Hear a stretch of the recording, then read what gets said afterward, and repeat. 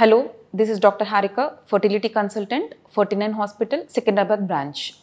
మనం ఈరోజు how to increase success rates of IVF అనేది టాపిక్ గురించి డిస్కస్ చేద్దాం.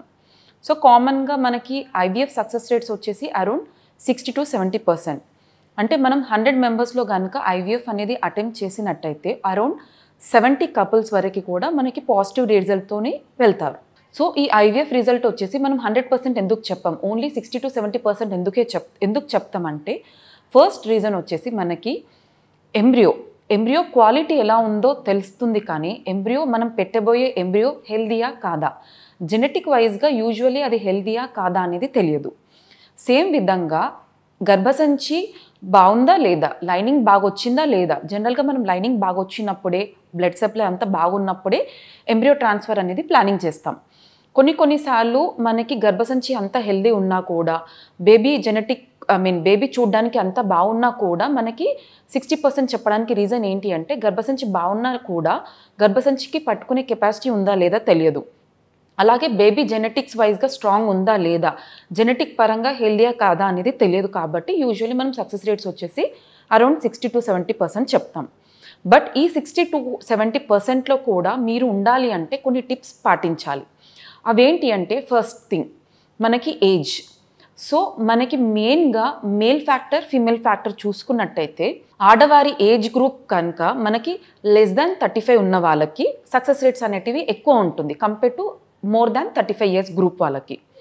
సో ఇన్ కేస్ లైక్ ఏదైనా ప్రాబ్లం ఉంది, సో మ్యారేజ్ సపోజ్ 3-4 years అవుతుంది, మీరు న్యాచురల్గా ట్రై చేశారు అవ్వలేదు, డాక్టర్ దగ్గరికి వెళ్ళి కన్సల్ట్ చేశారు, అప్పుడే మీకు ఏదైనా ప్రాబ్లం డిటెక్ట్ అయ్యింది, సపోజ్ అకౌంట్ తగ్గడము లేదా మీ హస్బెండ్ మేల్ ఫ్యాక్టర్ అనేది అంటే కౌంట్ అనేది తగ్గడము. సో జనరల్గా ఏంటంటే చాలామంది ఐవీఎఫ్ అనేది అప్పుడే అడ్వైస్ చేస్తారు. బట్ ట్రీట్మెంట్ అనేది కరెక్ట్ టైంలో తీసుకోకుండా 1 year or 2 years మనం డిలే చేసి మీరు మళ్ళీ ఆ టైంకి వచ్చి ఐవీఎఫ్ చేయించుకుందామన్నా కూడా ఒక్కొక్కసారి మనకి ఎగ్ నెంబర్ తగ్గడం వల్ల మనకి సక్సెస్ రేట్స్ ఆఫ్ ఐవీఎఫ్ కూడా మనం 60 నుంచి ఆల్మోస్ట్ లైక్ అరౌండ్ 40 to 50కి డ్రాప్ అవుతూ ఉంటుంది. First thing most important thing is age, because we can't reverse the age back, అదొకటి. సెకండ్ థింగ్ వచ్చేసి egg number and egg quality. So egg number అనేది మనకి ఏజ్ ఇంక్రీజ్ అయినా కొద్దీ egg number కూడా తగ్గుతూ ఉంటుంది, సేమ్ వైజ్ ఎగ్ క్వాలిటీ కూడా తగ్గుతుంది. మోర్ దాన్ 35 ఉన్న వాళ్ళకి మనకి ఎగ్ క్వాలిటీ అనేది డ్రాస్టిక్గా తగ్గుతుంది, సేమ్ లైక్ ఎగ్ కౌంట్ కూడా. సో ఐవీఎఫ్ కంపల్సరీ ఇండికేషన్ ఉన్న వాళ్ళు కనుక మనం నార్మల్గా 32 years ఉన్నప్పుడే తెలిసింది అంటే ఆ టైంలో ఎగ్ నెంబర్ అనేది చూసుకుంటాం. ఎగ్ నెంబర్ బాగున్నప్పుడు ఐవీఎఫ్కి వెళ్ళినప్పుడు మనకు మోర్ నెంబర్ ఆఫ్ ఎగ్స్ వస్తాయి, ఎగ్ క్వాలిటీ బాగుంటుంది అండ్ అలాగే మోర్ నెంబర్ ఆఫ్ ఎంబ్రియోస్ వస్తాయి, కాబట్టి సక్సెస్ రేట్ కూడా బెటర్గా ఉంటుంది. అలా కాకుండా డిలే చేసిన కొద్దీ ఎగ్ నెంబర్ తగ్గడంతో పాటు ఎగ్ క్వాలిటీ కూడా తగ్గుతుంది, సేమ్ వైజ్ మనకి ఎంబ్రియోస్ ఫార్మేషన్ కూడా తగ్గుతూ ఉంటుంది, కాబట్టి సక్సెస్ రేట్స్ ఆఫ్ ఐవీఎఫ్ అనేది కూడా తగ్గుతూ ఉంటుంది. అండ్ ఇంకొకటి ఏంటి అంటే మనం ఈ ఎగ్ నెంబర్ కూడా చూసుకోవాలి. జనరల్గా చాలామందికి ఏంటి ఐవీఎఫ్ అనగానే ఓన్లీ Day 2 అంటే పీరియడ్ నెలసరి వచ్చిన 2వ రోజు స్టార్ట్ చేస్తారు అని అనుకుంటారు, అలా ఉండదు. సో కామన్గా మనం Day 2కి స్కాన్ చేస్తాం. Day 2కి సపోజ్ ఒక 4 to 5 eggs కనిపిస్తున్నాయి అండ్ సేమ్ పర్సన్ని మనం అరౌండ్ 18th day అంటే ఓవ్యులేషన్ తర్వాత ఎగ్ రిలీజ్ అయిన తర్వాత కూడా స్కానింగ్ చేయొచ్చు. కొన్నిసార్లు మనకి Day 2కి కనిపించిన ఎగ్స్ కంటే మనకి ల్యూటియల్ ఫేజ్లో, that is nothing but after ovulation ఫేజ్ని మనం ల్యూటియల్ ఫేజ్ అంటాం అనమాట. ఆ ఫేజ్లో కొన్నిసార్లు ఇక్కడ 5 eggs కనిపిస్తే ఇక్కడ 8 eggs కనిపించవచ్చు. సో ఆ ఎగ్స్ని చూసుకొని అన్ని సేమ్ పేజ్లో ఉన్నాయా లేదా అనేది చూసుకొని కూడా మనం ఐవీఎఫ్ అనేది కూడా స్టార్ట్ చేసుకోవచ్చు. సో ఎలా అంటే మనకి ఎగ్ నెంబర్ ఏ టైంలో కనుక కొంచెం ఎక్కువగా అనిపించింది అండ్ ఎగ్స్ అనేటివి కూడా అన్ని సేమ్ పేజ్లో ఉన్నప్పుడు మనం స్టార్ట్ చేస్తే అన్ని ఎగ్స్ డెవలప్ అవ్వడంతో పాటు ఎగ్ సింక్రోనీ అనేది మెయింటైన్ అవుతుంది. సో ఆల్మోస్ట్ మనకి 4 to 5 eggs కనిపిస్తే అన్ని ఎగ్స్ డెవలప్ అవుతుంది. అలా కాకుండా అసింక్రోనస్ కోహర్ట్ అంటారు, అంటే ఏంటి ఒక ఎగ్ 9 mm ఉంది, ఒక ఎగ్ 5 mm ఉంది, ఒక ఎగ్ 4 mm ఉంది. సో డిస్పారిటీ సైజ్లో మనకు డిస్పారిటీ ఉంది. అలాంటి టైంలో మనం స్టార్ట్ చేస్తే ఏంటి అంటే లైక్ అన్ని ఎగ్స్ డెవలప్ కాకుండా పెద్ద సైజ్వి ఏవి ఉన్నాయో అవి మాత్రమే డెవలప్ అవుతూ ఉంటాయి అన్నమాట. సో అలా కాకుండా మనం చూసుకోవాలి, Day 2 స్కాన్ చెక్ చేసుకోవాలి, Day 18 కూడా చెక్ చేసుకోవాలి, ఏ టైంలో మనకి ఎగ్స్ అనేటివి బాగున్నాయి, ఏ టైంలో మనకి ఎగ్స్ అనేటివి అన్ని సేమ్ పేజ్లో ఉన్నాయని చూసుకొని స్టార్ట్ చేసినట్టయితే మనకి more number of eggs, more number of embryos and అలాగే సక్సెస్ రేట్ కూడా బెటర్గా ఉంటుంది. థర్డ్ వచ్చేసి మనకి మేల్ ఫ్యాక్టర్. సో కొన్నిసార్లు ఏంటంటే కౌంట్ తక్కువ ఉంటుంది. సో కౌంట్ తక్కువ ఉన్నప్పుడు ఏంటి అంటే ట్రీట్మెంట్ అనేది కొంతమంది తీసుకోవడం జరుగుతుంది. కొన్నిసార్లు మనం ఇన్ఫెక్షన్ అనేది నెగ్లెక్ట్ చేస్తాం. సో ఇన్ఫెక్షన్ ఉన్నప్పటికీ కూడా మనకేమవుతుందంటే స్పెర్మ్ యొక్క DNA అనేది డ్యామేజ్ అవుతూ ఉంటుంది. సో దాన్ని ఓవర్కమ్ చేయడానికి మనం ఒక 21 days కోర్స్ ఆఫ్ యాంటీబయాటిక్స్ రాసిచ్చినట్టయితే మనం చెక్ చేసుకోవాలి DFA అనే పారామీటర్ ఎలా ఉంది అనేది. సపోజ్ కొంతమందికి DFA అనేది మనం చెక్ చేసినప్పుడే 30 అట్లా ఉంది. జనరల్గా అరౌండ్ <15 అట్లా ఉండాలి. సో 30 ఉన్నప్పుడు మనం స్టార్ట్ చేస్తే ఏంటి అంటే మనకి స్పర్మ్స్ నార్మల్ ఉన్నప్పటికీ కూడా క్వాలిటీ అనేది బాగుండదు, DNA అనేది సరిగ్గా ఉండదు. అలాంటి స్పర్మ్స్తోని మనం ఇక్సీ చేసినప్పుడు మనకి Day 3 బేబీస్ రావచ్చు, బట్ Day 5 వరకు రావు, అరెస్ట్ అయిపోతాయి కొన్ని కండిషన్లు. సో అందుకే మనం IVFకి వెళ్ళే ముందు కూడా కొన్ని ఇండికేటెడ్ కేసెస్లో DNA ఫ్రాగ్మెంటేషన్ ఇండెక్స్ అనేది చేయించుకొని DFI అనేది రిపోర్ట్ నార్మల్కి వచ్చిన తర్వాత మనం IVF స్టార్ట్ చేస్తే సక్సెస్ రేట్స్ అనేది బెటర్గా ఉంటుంది. సో నెక్స్ట్ వచ్చేసి రీజన్స్ మనకి ఎండోక్రైనాలజికల్ ఇష్యూస్ అంటారు. అంటే ఏంటి, లైక్ సపోజ్ తనకి ఏమైనా షుగర్స్ ఉన్నాయా లేదా, థైరాయిడ్ ఎక్కువగా ఉందా లేదా అనేది చెక్ చేసుకోవాలి. కొంతమందికి షుగర్స్ చాలా ఎక్కువ ఉంటాయి అండ్ అలాగే థైరాయిడ్ కూడా. సో షుగర్స్ ఎక్కువ ఉన్నప్పుడు, థైరాయిడ్ ఎక్కువ ఉన్నప్పుడు, ప్రొలాక్టిన్ ఎక్కువ ఉన్నప్పుడు అల్టిమేట్గా మనకి ఎగ్ క్వాలిటీ అనేది డ్యామేజ్ ఉంటుంది. సో ఎగ్ క్వాలిటీ సరిగ్గా లేనప్పుడు మనం IVF స్టార్ట్ చేసినా కూడా ఎగ్ గ్రోత్ అనేది సరిగ్గా ఉండదు అండ్ ఎగ్స్ వచ్చినప్పటికీ కూడా అంత సరిగ్గా హెల్దీ క్వాలిటీ లేకపోవడం వల్ల కూడా మనకి Day 5 ఫార్మేషన్ బేబీ సరిగ్గా రాకపోవడం వల్ల సక్సెస్ రేట్స్ ఆఫ్ IVF అనేది కూడా తగ్గుతూ ఉంటుంది.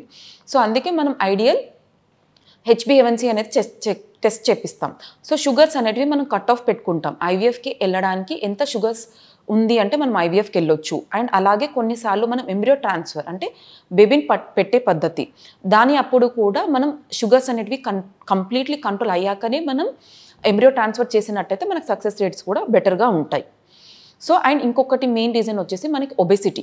సో అదేవిధంగా థైరాయిడ్ లెవెల్స్ కంట్రోల్ చేసుకోవాలి, ప్రొలాక్టిన్ లెవెల్స్ కూడా కంట్రోల్ చేసుకున్నాకనే IVFకి వెళ్తే సక్సెస్ రేట్స్ అనేటివి బెటర్గా ఉంటాయి. నెక్స్ట్ వచ్చేసి మెయిన్ రీజన్ ఒబెసిటీ. సో చాలామంది ఏంటి wait like around 100 kg 110 kgs అట్లా ఉంటారు. సో అలాంటి ఉండడం వల్ల మేల్ ఫ్యాక్టర్ అవనివ్వండి, ఫీమేల్ ఫ్యాక్టర్ అవనివ్వండి, సో వీళ్ళకి ఏమవుతుంది అంటే అధికంగా బరువు ఉన్నప్పుడు మనకి ఎగ్ నెంబర్ కూడా తగ్గుతుంది. కొన్ని కండిషన్స్లో ఎగ్ క్వాలిటీ అనేది చాలా తగ్గుతుంది. సో మనకి ఎగ్ క్వాలిటీ తగ్గినప్పుడు అల్టిమేట్గా బేబీ ఫార్మేషన్ అనేది తక్కువ ఉంటుంది, సక్సెస్ రేట్ అనేది తక్కువ ఉంటుంది. సో ఐడియల్గా మనకి వాళ్ళు అట్లీస్ట్ IVF ప్రాసెస్కి వెళ్ళే ముందు లైక్ 100 నుంచి 80 kgs కాకపోయినా 100 నుంచి 90 kgsకి వచ్చిన అంటే like around 6 to 10 kgs weight loss అయినట్టయితే మనకి ఆ ఫ్యాట్ రిడక్షన్ వల్ల కొన్ని ఇన్ఫ్లమేటరీ సైటోకైన్స్ అనేటివి రిలీజ్ అవ్వడం తగ్గుతుంది. ఈ ఇన్ఫ్లమేటరీ సైటోకైన్స్ ఏవైతే మీడియేటర్స్ ఉన్నాయో అవన్నీ కూడా ఎగ్ దగ్గరికి వెళ్ళి ఒక చెడు పదార్థాల టాక్సిన్స్ రూపంలో మనకి ఎగ్ క్వాలిటీని తగ్గింపజేస్తుందన్నమాట. సో మనకి నార్మల్గా ఎప్పుడైతే ఫ్యాట్ కంటెంట్ తగ్గుతుందో బాడీలో ఈ ఇన్ఫ్లమేటరీ మీడియేటర్స్ అనేవి తగ్గుతాయి కాబట్టి and over a period of time ఈ గ్యాప్లో కూడా మనం యాంటీ ఆక్సిడెంట్స్ అనేది సజెస్ట్ చేసినట్టయితే మనకి ఎగ్ క్వాలిటీ అనేది కొద్దిగా బెటర్మెంట్ ఉంటుంది. And at the same time మన గర్భసంచి పట్టుకునే కెపాసిటీ కూడా ఎంబ్రియో ట్రాన్స్ఫర్ కంటే ముందు కూడా వాళ్ళు ఇంకా ఫర్దర్గా వెయిట్ లాస్ అయినట్టయితే మనకు సక్సెస్ రేట్స్ అనేటివి కూడా బెటర్గా ఉంటాయి. Egg quality, sperm quality. కొన్నిసార్లు patients first cycle IVF cycle చేయించుకుంటారు. పోర్ క్వాలిటీ oocytes లేదా పోర్ స్పర్మ్ క్వాలిటీ అనేది తెలుస్తుంది. అలాంటి వాళ్ళు నెక్స్ట్ సైకిల్లో కంపల్సరీ డోనర్ ఎగ్తోనే వెళ్ళాలా లేదా మాదే కావాలి మా దాంతో ట్రై చేయొచ్చా అని చాలామంది అడుగుతుంటారు. సో వాళ్ళు ఏంటి అంటే మనం చూస్తాం వాళ్ళ ఏజ్ ఎలా ఉంది, వాళ్ళ మ్యారీడ్ లైఫ్ ఎలా ఉంది అండ్ వాళ్ళకి ఇంకేదైనా అదర్ ప్రాబ్లమ్స్ ఉన్నాయా లేదా అనేది చూస్తాం. సపోజ్ అరౌండ్ 28 years జనరల్గా ఏంటి అంటే ఒక batch of eggs poor quality ఉంది అంటే కంపల్సరీ సెకండ్ సైకిల్లో కూడా, ఎందుకంటే ఎగ్స్ అని షెడ్ అయిపోతాయి, మళ్ళీ నెక్స్ట్ సైకిల్కి వచ్చేటివి అన్నీ కొత్త ఎగ్స్ ఉంటాయి అన్నమాట.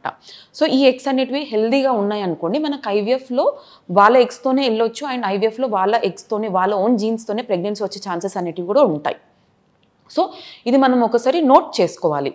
లైక్ వాళ్ళకి ఏంటి అంటే వెంటనే IVF చేయకుండా లేదా వాళ్ళది ఒకసారి ఎవాల్యుయేట్ చేసుకొని ఫస్ట్ IVF ఎందుకు ఫెయిల్ అయింది, ఓన్లీ బికాస్ ఆఫ్ ఎగ్ క్వాలిటీయా లేదంటే స్పర్మ్ క్వాలిటీయా లేదా అవసరం ఉంది అంటే కొన్ని advance techniques like genetic testing, ఏమైనా ఇద్దరు దాంట్లో జెనెటిక్ ప్రాబ్లం ఏమైనా ఉందా లేదా అండ్ అలాగే హస్బెండ్ విషయానికి వస్తే DNA fragmentation index, DNA damage ఏదైనా ఉందా లేదా అనేది చెక్ చేసుకున్న తర్వాత we have to approach to the second cycle.